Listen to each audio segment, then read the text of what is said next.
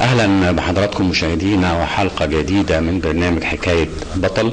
احنا طبعا في البدايه عايزين نقول انه هذا البرنامج اهداء من تلفزيون الاسكندريه الى كل بطل، سواء ان كان شهيدا او كان له اعمال بطوليه كثيره. كثير من الرجال ضحوا بحياتهم من اجل ان تعيش مصر دايما علمها خفاق، ودايما بها ابطال كثيرون. احنا هنحاول ان احنا نتعرف على حكايات هؤلاء الابطال من خلال هذه اللقاءات.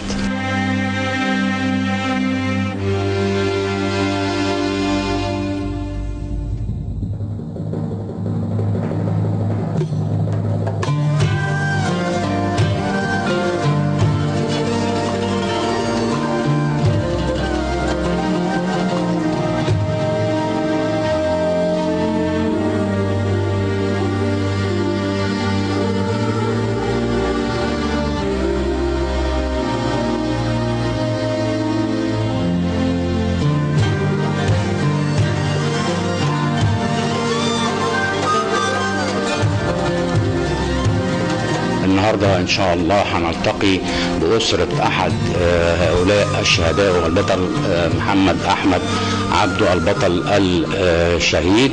ان شاء الله هنلتقي مع اسرته. كانت طفولته طفولة عادية خالص. هو أساسا ربنا كرمني بيه بعد 5 سنين من الزواج يعني، فكان أول طفل عندي، فكان كل اهتمامي مكرسة كل جهدي له. يعني اهتميت بتربيته أخلاقيا جامد جدا، يعني ركزت فيه. هو أساسا أول طفل عندي. هو طبيعته محمد كان ربنا كرمه، يعني أنا على أساس بتذكر طفولته معانا وكده. ده ربنا اختار الشهيد قبل ما يتولد أساسا.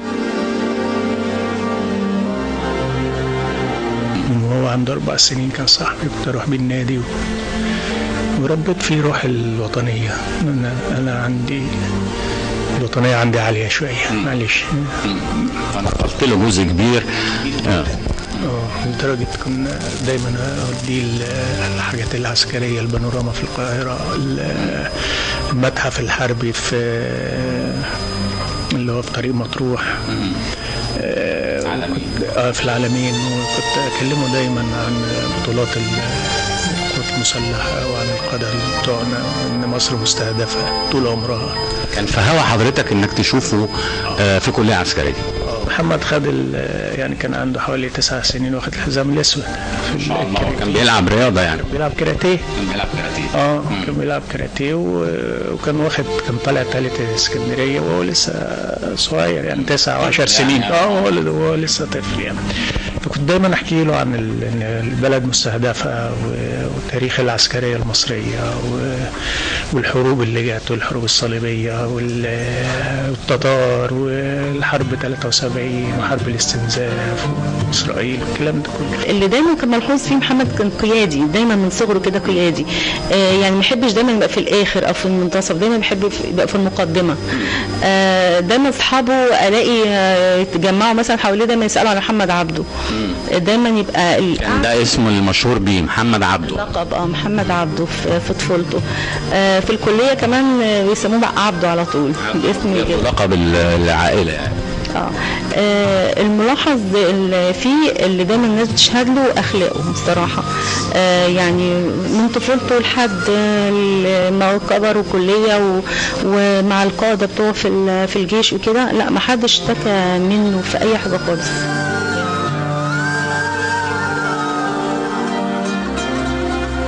في بداية الدراسة خالص عملنا زي حفلة افتتاحية كده، وعزمنا فيها والدة الشهيد، وطلبت أنا حد من المنطقة العسكرية علشان يجي يحكي للولاد عن الشهيد محمد أحمد عبده. الشمالية. فوجئنا بالضابط رائد كريم كريم القائد بتاعه ده يعني اعتبر اخر واحد شاف محمد احمد عبده، ووقف طبعا يوم الحفل وحكى قصه محمد احمد عبده في عجاله كده، وقال الولاد مشهد موته بالتفصيل وقصه موته بالتفصيل واستشهاده بالتفصيل. عايزه اقول لحضرتك كان مشهد مهيب من اول الاداره، هيئه التعليم كلها، الطلبه كلهم كان استوعبوا بقى يا دكتوره، الولاد استوعبوا، الولاد في ابتدائي هل استوعبوا حاجه؟ كان خير دليل على ان الولاد استوعبوا جدا. عايزه اقول لحضرتك ده ازاي؟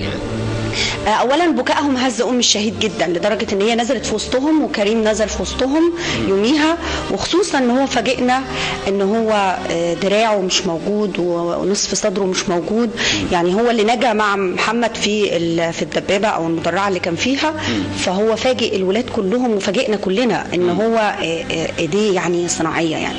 فدي اثرت قوي قوي في الولاد، ودخل الفصول كلها فهموا معنى البطوله، فهموا معنى التضحيه، الحاجات دي وصلت لهم حضرتك حاسه كده؟ من وقت ده. وعايزه اقول لك كل الانشطه حضرتك، حتى لو تلاحظ الحاجات اللي ورانا دي طالبه عندي اسمها طالبه مريم، دي يعني من اول ما شافت كريم وهي كل انشطتها بتنصب على الجيش وعلى حاجات الجيش. هي بتقول لك ان ده محمد احمد عبده، هي يعني هي عاملاه على ان هو محمد احمد عبده ودي الدبابه بتاعته. فقد ايه هم روح الانتماء بتاعتهم عاليه، قد ايه بيساعدوا مدام امل مغربي والده الشهيد لما بتشوف الحاجات دي.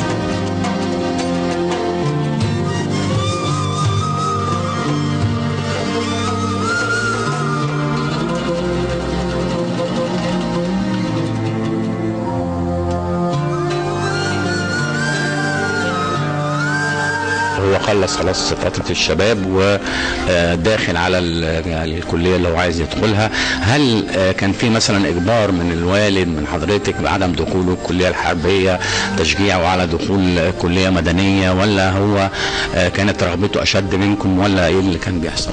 لا الحقيقة هو محمد في ثانوية عامة ما جاب مجموع كويس 94%، وأنا كنت عاوزاه هندسة الحقيقة، لكن بابا من الصغر وهو دايما مركز معاه إنه يدخل كلية عسكرية، وهو محمد كان مع بابا في الحتة دي.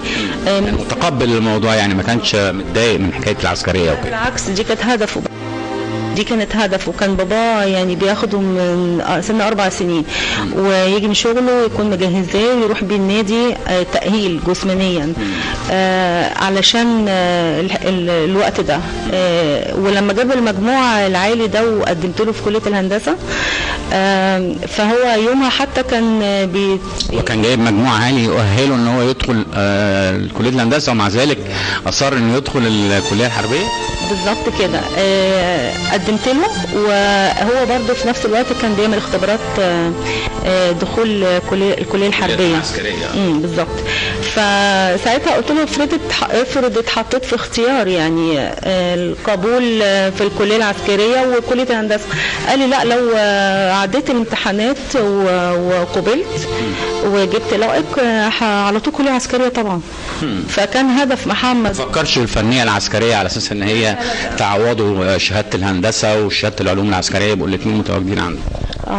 هو حب الحياه العسكريه جامد. حب الحياه العسكريه. هو اتبسط جدا لما اجتاز الاختبارات كلها ونجح في وقبل يعني. هو لا كانت فرحه، وعمل حفله مع اصحابه، كانت فرحه كبيره بالنسبه له يعني. برب فيه روح الوطنيه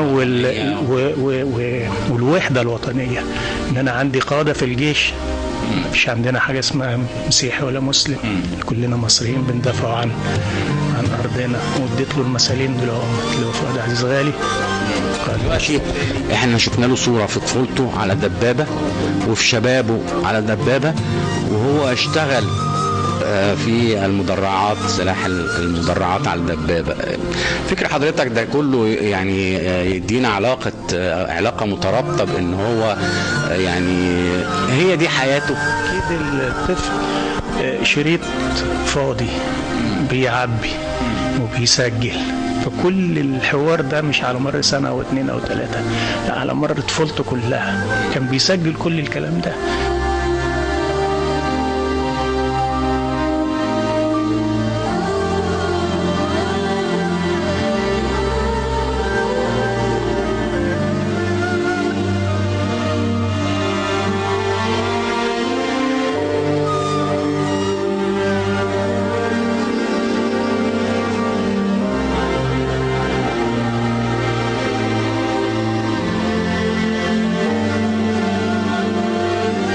محمد كان راجل يعني، كان سابق سنه بأمانة يعني. هو يعني أدى حياته في سن صغير بس عمل كل حاجة، اللي ما عملهاش اللي عنده 80 سنة، عمل اللي ما عملوش اللي عاش 80 سنة في الدنيا دي. هو كان راجل وسلوكياته كانت محترمة مع زمايله مع أهله مع كده.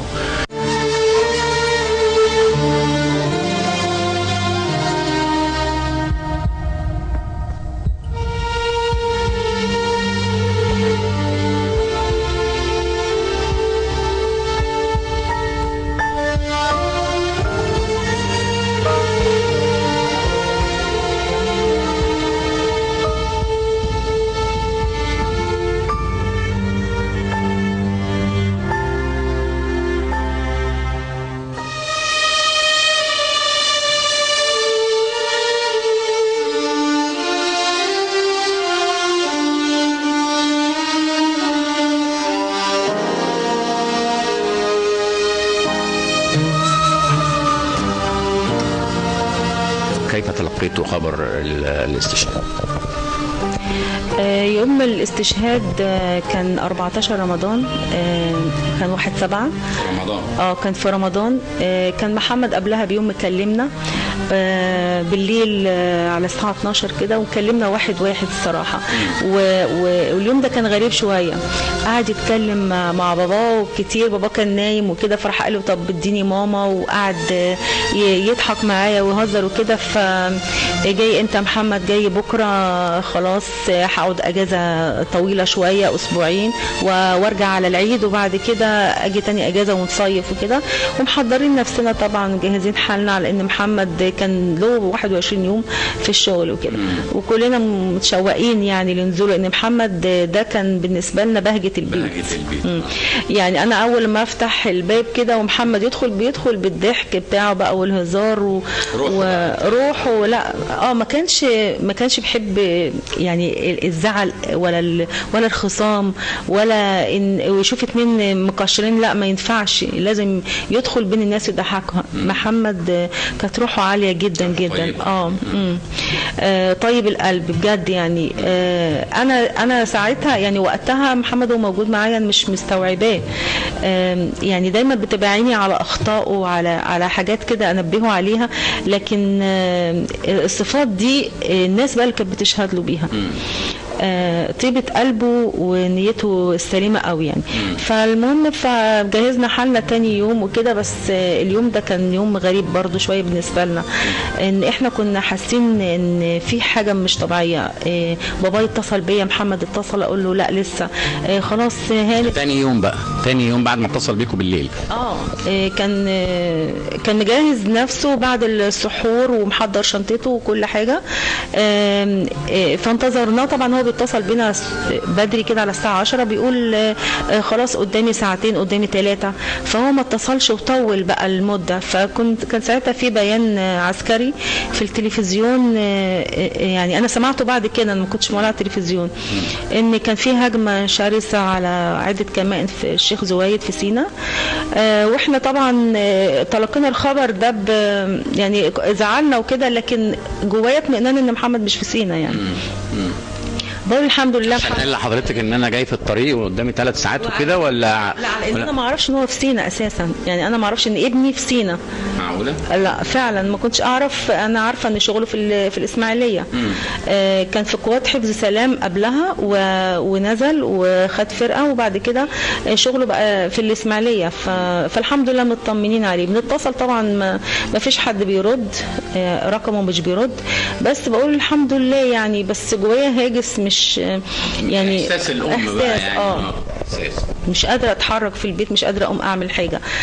بعدها عايزه اطمئن. وبعدين اخوه لقيته مازن اخوه الصغير، فجاي بيناديني وكده. كان فتح الفيسبوك ولقى صوره محمد منتشره، اصحابه مشيرين صورته، الله يرحمك يا بطل. يوم 1/7 ده كان يوم فارق زي ما قال الرئيس. كان يوم فارق، كانت هتتسمى ولاية سينا. وبتجهز 30,000. هذا هو اليوم اللي يعني كان جابوا العلم الاسود وحبوا ان هم وهيحطوا على الكماين، والاعلام جاهز، الاعلام الدولي جاهز، و30,000 حمساوي جاهز يخش مجرد ما يحتلوا الكماين. اللي بوظ ده كله الدعم اللي طلع بقياده الرائد كريم بدر والشهيد البطل محمد احمد عبده، اللي ضارب بكلام القاده اللي هناك اكتر من 20 عربيه دفع رباعي، مفيش طلقه طلعت من دبابتك يا محمد ما صابتش. ما شاء الله. والتسجيل الصوت هم بيقولوا الحقونا، كلاب جهنم يقولوا الحقونا. كتبوا تفاصيل القصص في المجلات وفي الصحف، مسجله في السجلات العسكريه. المعركه دي من المعارك الشهيره اللي على مر التاريخ. اقدر اقول دي زي ملحمه كبريت، اقدر اقول دي زي بطولات ابراهيم الرفاعي بطل الصاعقه بتاع مصر. يعني اقدر اقول من المواقع زي ما قال الرئيس ده كان يوم فارق، ان اليوم ده كان هيتسمى ولايه سيناء ويتعمل حظر طيران، 30,000 حمساوي يخشوا وحفلة الكماين والعلم الاسود يترفع بتاع طلعهم. اتاكد الخبر بوصول واحد زميله جاي مخصوص عشان يقول محمد بطل، البقاء لله ومش عارف ايه، الكلمه اللي قلتها انا لله وانا اليه راجعون. بس انا يعني ما اتفاجئتش، حسيت ان انا ما اتفاجئتش قوي يعني، لان انا كان مع كل خبر استشهاد لحد على التلفزيون بشوفه، انا كان كل رعب ان انا اسمع خبر محمد يعني. بس كنت حاسه ان طول عمر محمد ما فيش حاجه يعني ايه بتفرحني فرحه كامله بيه. لا يعني حضرتك كنت دايما خايفه عليه، حاسه ان الولد ده مش في حاجه، يعني في حاجه مش هيكمل حياته فيها. دايما عندك الهاجس ده ان انت حاسه ان الولد زي ما بيقولوا ابن موت يعني زي كان حلو قوي، من كتر ما هو حلو قوي فانا حاسه ان في حاجه احلى من كده.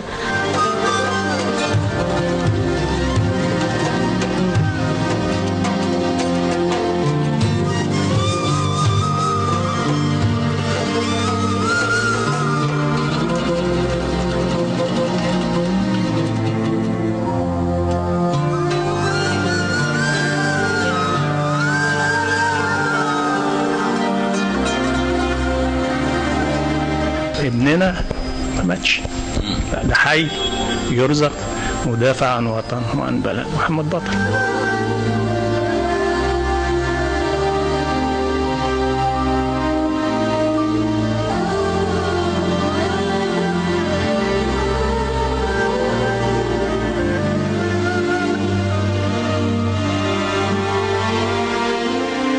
استشهاده وتفاصيل استشهاده ازاي كده؟ لما ركب على طلع على الدبابه قدام الناس كلها، هو المفروض ان هو معاه تصريح اجازه يبقى خلاص مش مكلف، بس هو قرر انه مش راجع. حتى اللي سمعته انه حط الفيست على صدره، ما فكرش حتى يقلع هدومه الملكي ويلبس الافرول، حارب بلبسه الملكي.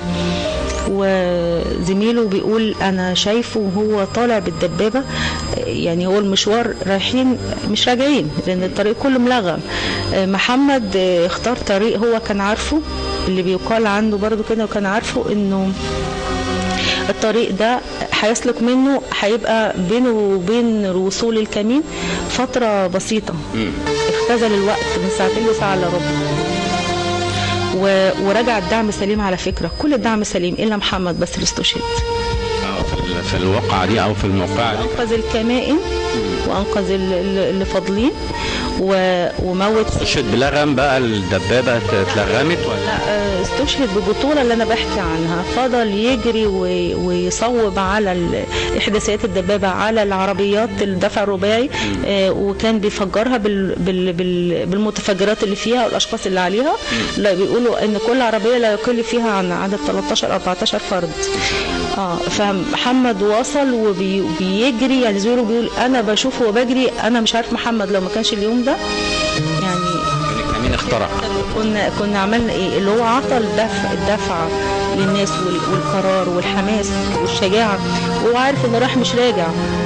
بس ما فكرش في دي، هو عارف ان جواه قدرات معينة. محمد انا جوايا قدرة مش هبخل بيها، ومش راجع يعني مش راجع. ما فكرش فينا بقى، هو ما فكرش باباه ومامته ممكن يجربوا ليه منطق معين ماشي بيه يعني. لا هو يعني النصر او الشهاده ده محمد دي عقيدته، وهو سلاح المدرعات فرسان، سلاح الفرسان.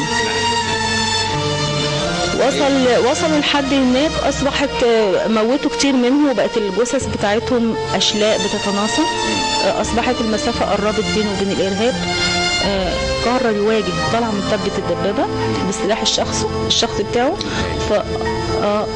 وفضاه فيهم، والامور هديت، وكان مصاب في كتفه على فكره، جات له رصاصه في كتفه وما حسش بيها ولا دم. يعني بيقولوا في الحاله دي ممكن يخلي بقى علشان ما يحصلش حاجه له. برضه صمم، لا صمم، لا نكمل يا فندم نكمل، ده يومي، ده يومي يا فندم، ده اللي هو اليوم اللي مستنيه محمد. انه بيقول كان دايما بيلح عليا، انا عايز حاجه، عايز اعمل حاجه، انا مش مبسوط، انا يعني جواه قدره تانية محمد، جواه امكانيات تانية. للشهاده دي حاجه كبيره قوي طبعا. وانا يعني بقول لحضرتك اللي ماشيين على رجلنا انا ووالدته لغايه دلوقتي ان محمد شهيد ابننا ما ماتش، ده حي يرزق، مدافع عن وطنه وعن بلد. محمد بطل.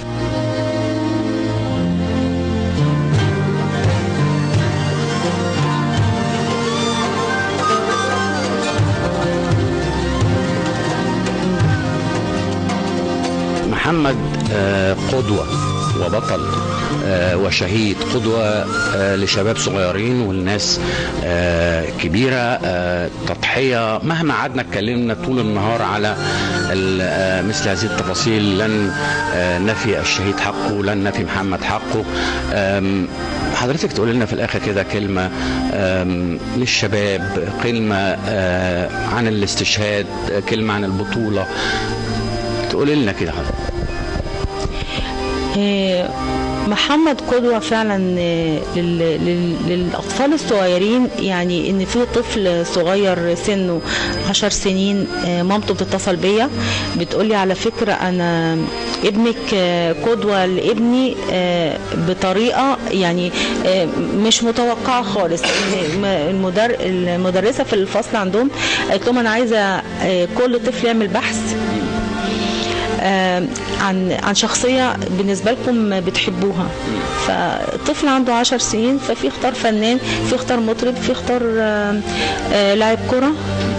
فبتقولي ابني الوحيد اللي لقيته دخل اوضته وطلع صورة محمد من على الفيسبوك وطبع بحث، والبحث ده موجود على فكرة وهوريه لكم، ان كاتب ان محمد ده بطل ورجل وجريء، وانا في يوم من الايام هكون مكانك. فقال لها بصي يا ماما البحث ده ايه رايك؟ قالت له عنده 10 سنين في رابعه ابتدائي. فبتقول لي انا اتفاجئت بيه، لان هي مامته بتحكي له عن البطولات وبتحكي بتدي له انتماء، يعني بتديله حافز ان هو لازم التشجيع، لانك لازم تحب البلد، وبص في ناس بتضحي ازاي. فالولد فكر من نفسه وقال لها الشهيد محمد احمد عبده انا كتبت عنه بحث. فالطفل زي ده فاكيد لحد ما هيكبر ويبقى قد محمد ابني ده اكيد هيبقى حد جميل جدا، يعني عشان قدوته محمد. طبعا بالنسبه للشباب طبعا لازم يفهموا ان التضحية بالنفس دي مش حاجة هينة، مش حاجة سهلة عند ربنا. ان شاب في عز شبابه وحيويته وطاقته وحبه للحياة، انه في لحظة يعني يسيب كل ده ويرمي كل ده ورا ظهره، وحاطط الوطن واخواته قدامه، وحاطط اهله وقرايبه وباباه ومامته قدامه، واجه بالرصاص بصدره عشان يحمي ورا منه البلد دي كلها. فيعني كفايه كلام وكفايه نقد وكفايه حاجات مش عاجباكم كتير، كفايه الكلام ده. مصر في حرب ولازم كلنا نعترف بده، وان ربنا اختار البلد دي عشان يطلع منها شهداء كتير، ده قدر ومكتوب. طبعا، فلازم الشباب تستوعب النقطه دي ويكملوا، يعني ان ما كانش حتى بالفعل زي محمد، فحتى كل واحد في مجاله يعني. كيف تم تكريم روح الشهيد؟ كيف تم تكريمه؟ من جهة الجهة العسكرية المسؤولة عنه، السيد الرئيس، يعني كيف كرم؟ ده محمد مكرم للأبد طبعا، سيرته وهتفضل خالدة. بالنسبة للقوات المسلحة عملوا نصب تذكاري في الكتيبة في الإسماعيلية، يعني أي زائر وعلى مدار بقى السنين القادمة كلها كل الواردين للكتيبة هيبقى أول ما بيدخلوا من البوابة نصب تذكاري لمحمد كبير عليه صورته. طبعا مدرسة رشدي الابتدائية بقت المدرسة بتاعته هو بقت باسم الشهيد نقيب محمد أحمد عبده. تكريمات بقى بتخليد ذكراه بقى اللي هي سرد القصص في الجامعات في المدارس.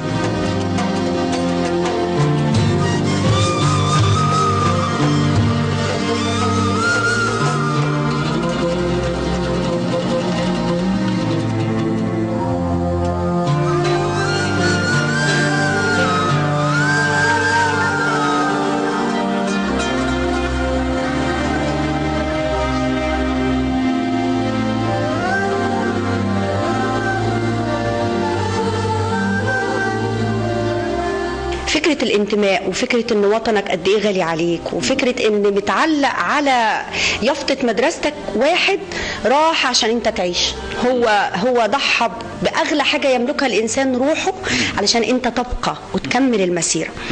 لو دخلت اي فصل من الفصول هيقولوا لك احنا عايز تطلع ايه، يقول لك عايز اطلع ضابط، عايز ادخل حربية، عايز احارب، ودي حاجة جميلة بقت فيهم دلوقتي جميلة. فاعتقد ان الجيل اللي نشأ على فكرة الانتماء دي استحالة يقدر الارهاب يسيطر على فكره او يعمل له غسيل مخ، زي ما احنا بنفاجئ بطبيب ومهندس ومحامي ومدرس ارهابي، لانه هو متعلم ولكنه مش مثقف، مش معد ان هو يبقى يعني مضاد للفكر الارهابي. لكن احنا اللي احنا بنعمله دلوقتي ان احنا بادئين من الصغيرين، بادئين من الفكر الصغير، ويمكن ده اتجاه القيادات التعليميه كلها. من فتره قريبه جدا كان المسرح القومي للطفل، كان مسرح بيرام التونسي عامل مسرحيه عن 6 اكتوبر واحداث 6 اكتوبر اسمها عبور وانتصار، وتولى الامر اللواء مدحت عاصم، تولى امر ان هو يدعو كل التعليم، هيئات التعليم في اسكندريه علشان الولاد يحضروا. رحنا من هنا بعدد معقول من الطلاب، انا طبعا احنا شفنا وقتها ان الطلاب اللي ممكن يستوعبوا عمل مسرحي زي ده هم الطلاب من 5 ل 6 يعني، فاخدنا عدد يتجاوز ال60 ورحنا بيهم. قد ايه الولاد كانوا فرحانين ومبسوطين، وعملوا تقرير عن هذا العمل بشكل جميل، وطبقوا ده على محمد على طول يعني. حتى التقارير اللي جت وراحت المسرح وما طالبين منهم يعملوا تقارير كلها كانت متصبه على محمد. بيكلموا حضرتك بيقولوا لك ايه على محمد؟ يعني هم الولاد بيكلموك بيقولوا لك ايه على محمد كاطفال، وخلينا نقول من رابعه ابتدائي فما نازل يعني؟ والله هم كلهم يعني، حتى لما يجوا يوعدوني بحاجه، احنا بينا وبين بعض لغه كده، لما يجوا يوعدوني ان احنا هنجيب مراكز او هنطلع من الاوائل، او يكونوا طالعين على مسابقه، مسابقه خط، مسابقه موسيقى، مسابقه تعلم نشط، وهم ماشيين اخر حاجه بيقولوا لي فيها، بيقولها لي ان شاء الله باذن الله هنشرف اسم محمد احمد عبده.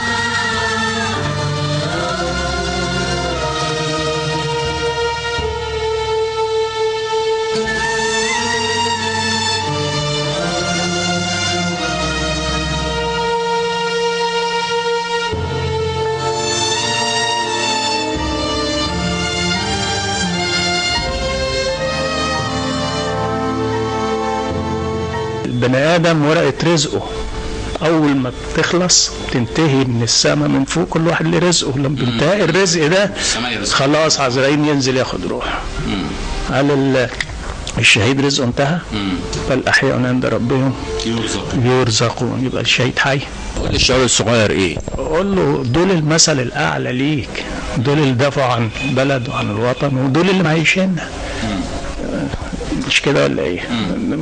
وغيره الشباب ده كله، العسكري اللي بيروح يحضر الارهابي عشان يحمي الكتيبه بتاعته، مش كده؟ مفيش اكتر من كده بطوله، بتهيألي مفيش اكتر من كده تضحيه وعقيده راسخه في الوجدان. العكس بقى، فرق العقيده بقى. ده 24 سنه هو وزمايله وبيضحي بروحه ونفسه عشان الايه؟ عشان البلد. في حين مرشد الجماعه الارهابيه ابو 85 سنه بيلبس واحده ست عشان يهرب.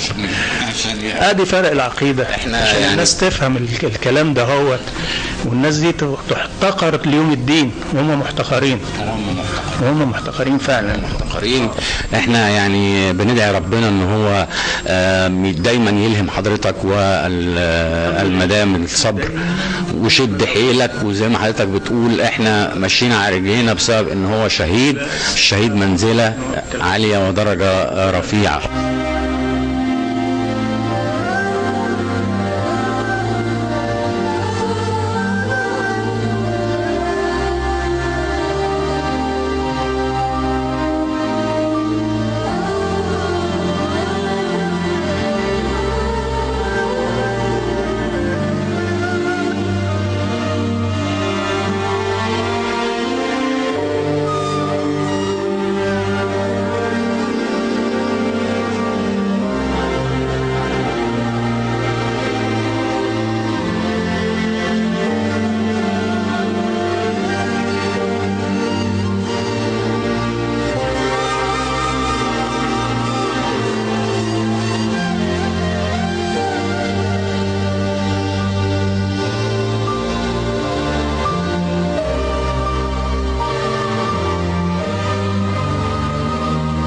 مشاهدينا، في كل نهاية حلقة عايزين نقول أن هؤلاء الأبطال ضحوا بحياتهم، أعطوا للوطن يعني كل اللي يقدر عليه أي إنسان. دحروا الغدر الذي كان يأتي من الصحراء. احنا في نهاية الحلقة بنتمنى أن نكون قد وفقنا فيما قدمناه، وإلى اللقاء وحلقة جديدة من حكاية بطل.